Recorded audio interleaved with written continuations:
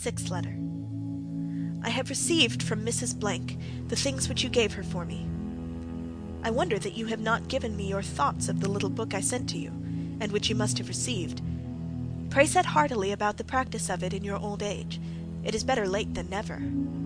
I cannot imagine how religious persons can live satisfied without the practice of the presence of God. For my part, I keep myself retired with him in the depth of centre of my soul as much as I can, and while I am so with him I fear nothing, but the least turning from him is insupportable. This exercise does not much fatigue the body. It is, however, proper to deprive it sometimes, nay often, of many little pleasures which are innocent and lawful. For God will not permit that a soul which desires to be devoted entirely to him should take other pleasures than with him. That is more than reasonable. I do not say that therefore we must put any violent constraint upon ourselves. No, we must serve God in holy freedom. We must do our business faithfully, without trouble or disquiet, recalling our mind to God mildly and with tranquillity, as often as we find it wandering from him. It is, however, necessary to put our whole trust in God, laying aside all other cares, and even some particular forms of devotion, though very good in themselves, yet such as one often engages in unreasonably, because those devotions are only means to attain to the end. So when by this exercise of the presence of God we are with him who is our end, it is then useless to return to the means, but we may continue with him our commerce of love, persevering in his holy presence, one while by an act of praise, of adoration, or of desire, one while by an act of resignation or thanksgiving, and in all the manner which our spirit can invent. Be not discouraged by the repugnance which you may find in it from nature. You must do yourself violence. At the first, one often thinks it lost time, but you must go on, and resolve to persevere in it to the death, notwithstanding all the difficulties that may occur.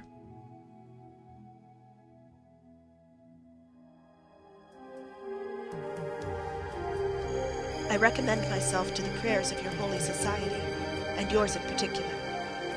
I am yours in the Lord.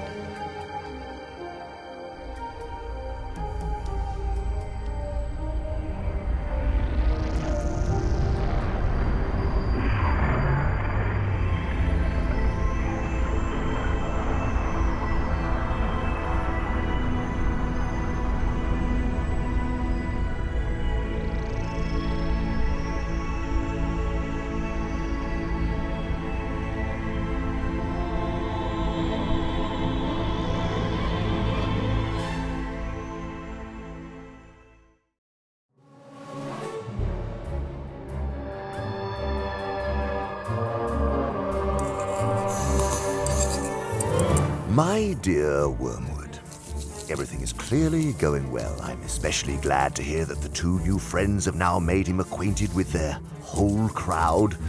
All these, as I find from the record office, are thoroughly reliable people, steady, consistent scoffers and worldlings who, without any spectacular crimes, are progressing quietly and comfortably towards our Father's house. You speak of their being great laughers. I trust this does not mean that you are under the impression that laughter as such is always in our favor. The point is worth some attention. I divide the causes of human laughter into joy, fun, the joke proper, and flippancy. You will see joy among friends and lovers reunited on the eve of a holiday. Among adults, some pretext in the way of jokes is usually provided, but the facility with which the smallest witticisms produce laughter at such a time shows that they are not the real cause. What that real cause is, we do not know. Something like it is expressed in much of that detestable art which the humans call music. And something like it occurs in heaven, a meaningless acceleration in the rhythm of celestial experience, quite opaque to us. Laughter of this kind does us no good and should always be discouraged. Besides, the phenomenon is of itself disgusting and a direct insult to the realism, dignity, and austerity of hell. Fun is closely related to joy, a sort of emotional froth arising from the play instinct. It is very little use to us. It can sometimes be used, of course, to divert humans from something else which the enemy would like them to be feeling or doing, but in itself it has wholly undesirable tendencies.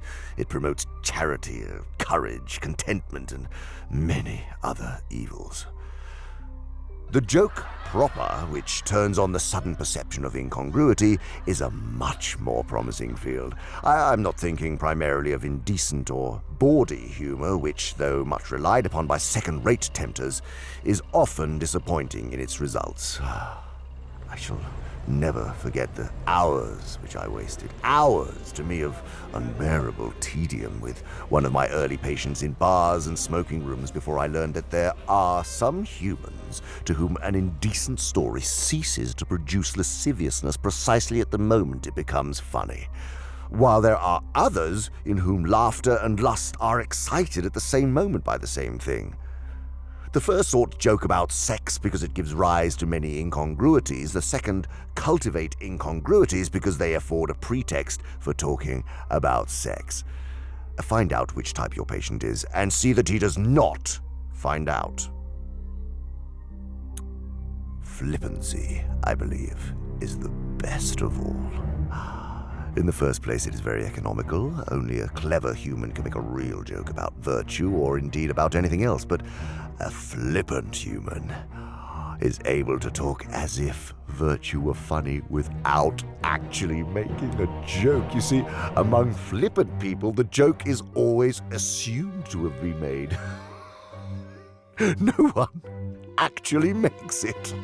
But every serious subject is discussed in a manner which implies that they have already found a ridiculous side to it. If prolonged, the habit of flippancy builds up around a man the finest armor-plating against the enemy that I know, and it is quite free from the dangers inherent in the other sources of laughter. It is 1,000 miles away from joy. It deadens instead of sharpening the intellect, and it makes no affection between those who practice it. Your affectionate Uncle Screwtape.